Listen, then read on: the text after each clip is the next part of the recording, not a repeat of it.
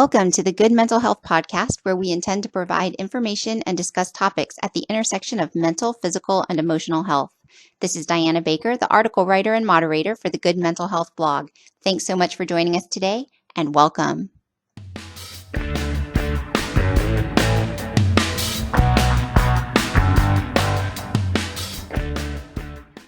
Hello, everyone. The topic of conversation today is estrangement. And in my personal experience, estrangement has meant learning that a family member has passed away via Google.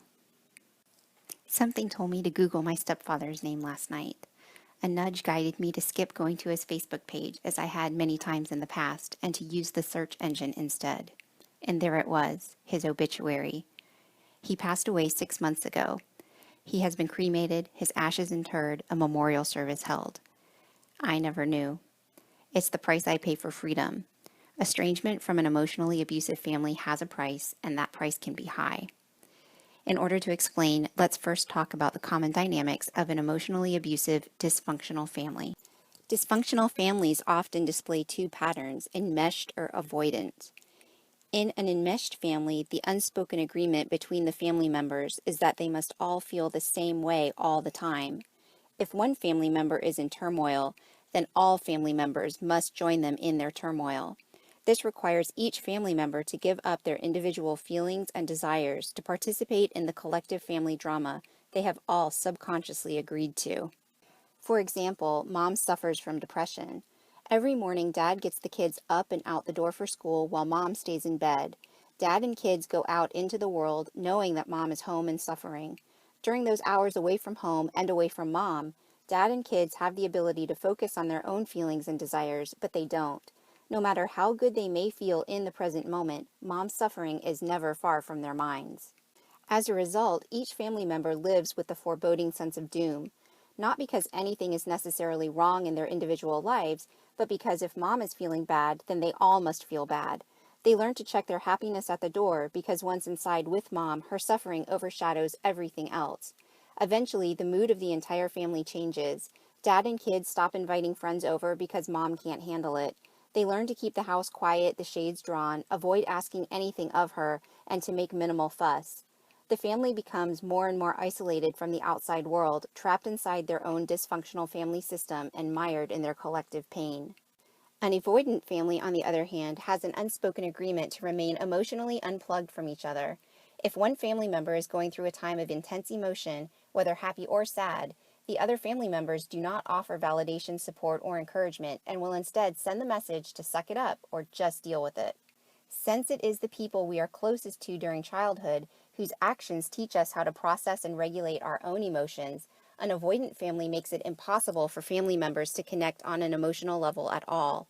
Children who do not learn to connect emotionally with their parents and siblings have a hard time connecting with their peers, leading to feelings of isolation and loneliness. Without strong relationships, these children begin to feel that they have no friends and no one understands them, and they have nowhere to turn to get their emotional needs met. Both enmeshment and avoidance lead to families who are isolated from the outside world. Unable to make authentic connections with each other, the family members also can't make authentic connections with other people. Since their emotional needs have remained unmet by the people who should love them most, they become distrustful of others, believing that no one will ever be there for them. This perpetuates a cycle of more and more isolation. What if one of the family members demands to claim their own emotional health separate and apart from the rest of the family? As you might guess, the dysfunctional system cannot withstand that level of awareness because it requires that all members of the family also become more aware. The family member who begins healing is often forced to choose between remaining in the family and therefore in denial of their emotional pain, or becoming an outsider through their own increasing awareness. For more information, I recommend reading Dealing with the Crazy Makers in Your Life. A hallmark communication pattern often seen in dysfunctional families involves triangulation. Triangulation means that family members speak to each other through a third person, but not directly to each other. Triangulation exists, as the term implies, among as few as 3 people, but can also exist in families of a much larger size. Think of this family communication pattern as a bicycle tire in which the person who triangulates is the hub and all the family members are spokes on the wheel. Each individual spoke is fixed and alone, unable to interact with the other spokes. However, it is connected to the hub, which is also connected to every other spoke. As a result, the spokes, or family members, all hear about each other via the communication which passes through the hub, even though none of the spokes ever communicate directly with each other.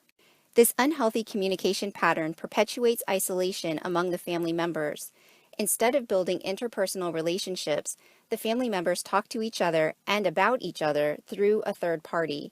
This gives the person who is triangulating tremendous power over all members of the family, because it is ultimately up to the hub as to what information all other family members do or do not receive about any individual person.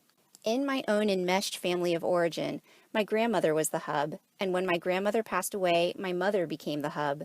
As a young adult, I would call my mother every week, not only to check in with her, but to also hear the news about all the other members of the family.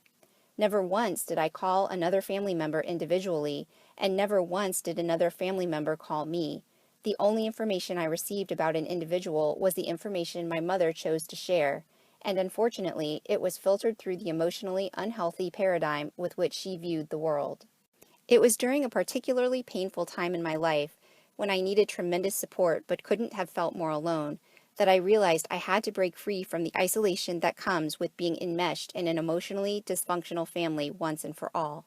I literally had to choose: remain isolated with my dysfunctional family of origin and risk my own annihilation, or step into the light of awareness and gain the support of the rest of the healing community and the world at large.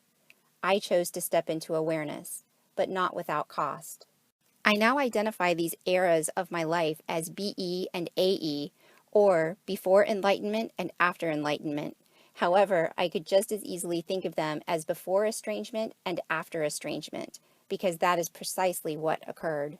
After struggling all my life with feelings of, will I ever be good enough, I approached my mother about the issues in our relationship. Whereas I was open to healing the aspects of our relationship that needed healing, my mother was not. My increased awareness and her unwillingness to become more aware led me to become an outsider. No longer considered safe to the dysfunctional system, my spoke fell from the wheel and I lost contact with the hub. That loss of contact is the reason that my stepfather died and I didn't know.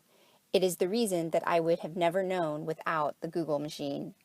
Estrangement is an extreme outcome for any family system. Most parents will do anything in their power to alleviate their child's pain or suffering, and therefore, in a majority of cases, we can approach our desire for healing with some level of safety and certainty. But for those of us who have had the other, more extreme experience, I offer these words of encouragement. Remember that, on the inside, our parents are still the little children they once were, complete with unresolved traumas and wounds which caused them to approach life in the manner they do today. Without subjecting ourselves to further emotional abuse, we still have the ability to extend compassion and understanding without condoning their behavior. Kindness, compassion, and forgiveness are healing for them as well as for us, even if done from afar. Positive thoughts can go a long way. 2, we have all done the best we could with the information we had at the time. Instead of beating ourselves up for not escaping the dysfunction sooner, let's love ourselves for the strength and courage it took to finally break free. Our personal healing is a gift we give not only to ourselves, but to everyone. Healing our own childhood trauma makes us better partners, spouses, parents, and friends. My healing is your healing, and your healing is mine. I'm grateful for the work that you are doing to heal. Give yourself permission to mourn the loss. In spite of growing up in a difficult family, we have an expectation, desire, and wish that it was something other than what it is.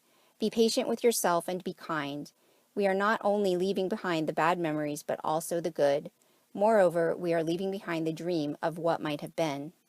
As always, if you found this information helpful, please share it. And if you feel you are in the exact right place and would like access to more resources and guidance, read more about the Good Mental Health team and join us on Facebook.